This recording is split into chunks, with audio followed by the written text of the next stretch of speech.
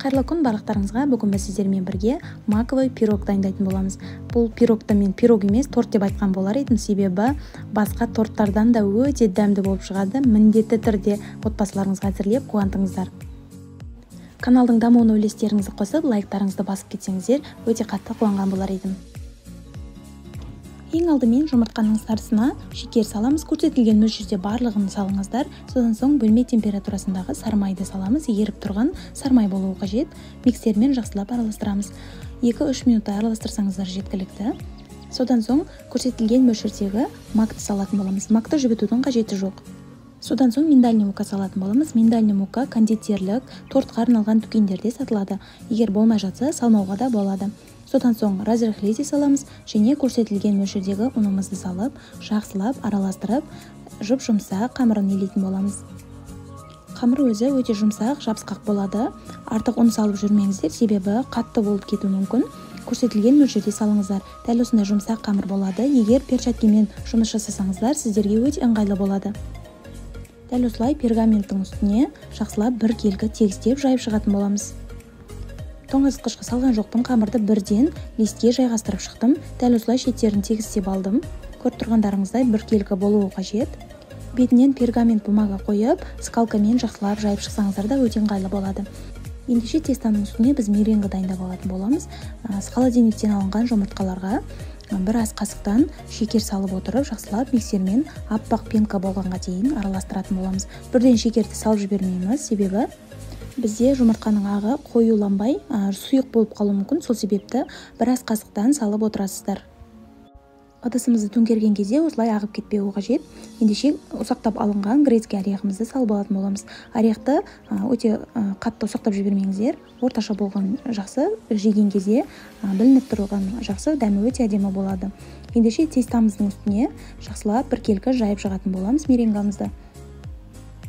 Меренганы дәл осы тестамызды әзірлеп болғаннан соң жасауға кірісесіздер. Алдын ала жасап қоюға болмайды, суы шығып, ағып кетуі мүмкін.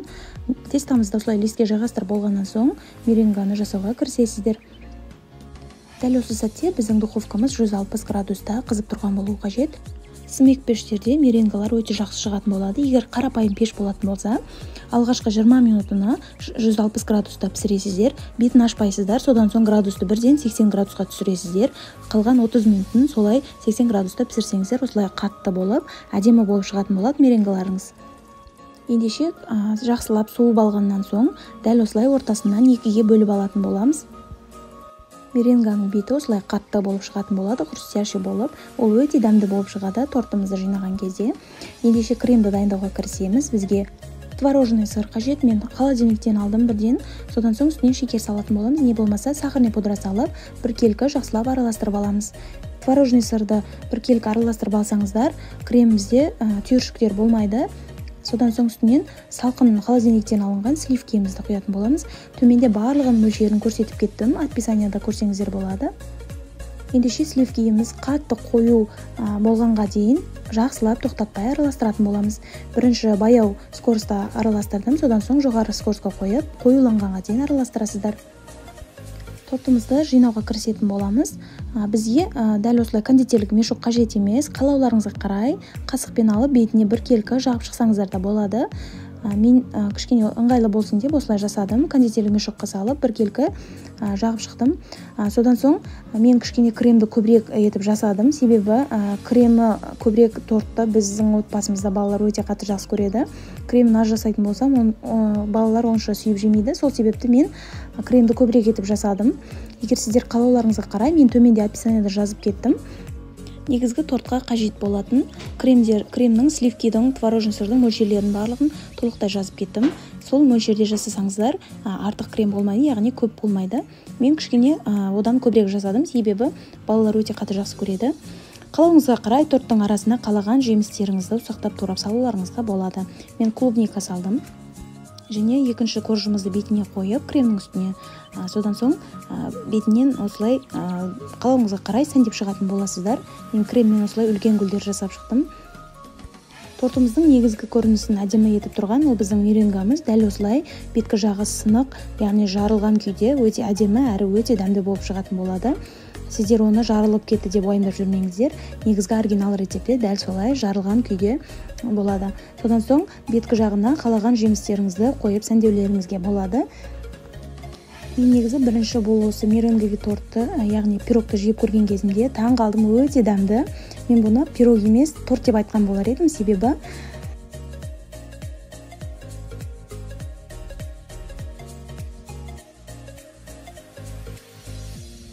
кейбір торттардан да өте дәмді болып шығады.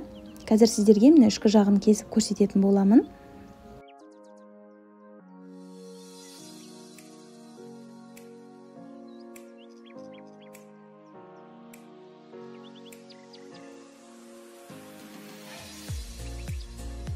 Дәмі басқа пирогтардан да өте ерекше, қазіргі таңда өте хит болып жатыр. Трендтегі бұл тәттіні пирогты міндетті түрде жасап, жақындарыңызды қуантыңыздар. Тортымыздың кремін молынан жасадым. Меренгасы кішкене хрустящий болады, және тестасы орташа жұмсақтау болады. Холодильникке қойып қоятын болсаңыздар, жаңағы тортымызды жасап болғаннан соң 1-2 сағаттан соң кесіп дастарханға тартуларыңызға болады. Мен сіздерге кесіп шығып көрсеттім. Көріп тұрғандарыңыздай тәбеті өте ашарлықтай болады. Дәмін мен сөзбен айтып жеткізе алмаймын, міндетті түрде жасап көруге кеңес беремін. Сіздерге рецепт ұнаған болса, міндетті түрде каналдың дамуына үлестеріңізді қосып, лайктарыңызды басып, төменде пікірлеріңізді қалдыра кетіңіздер.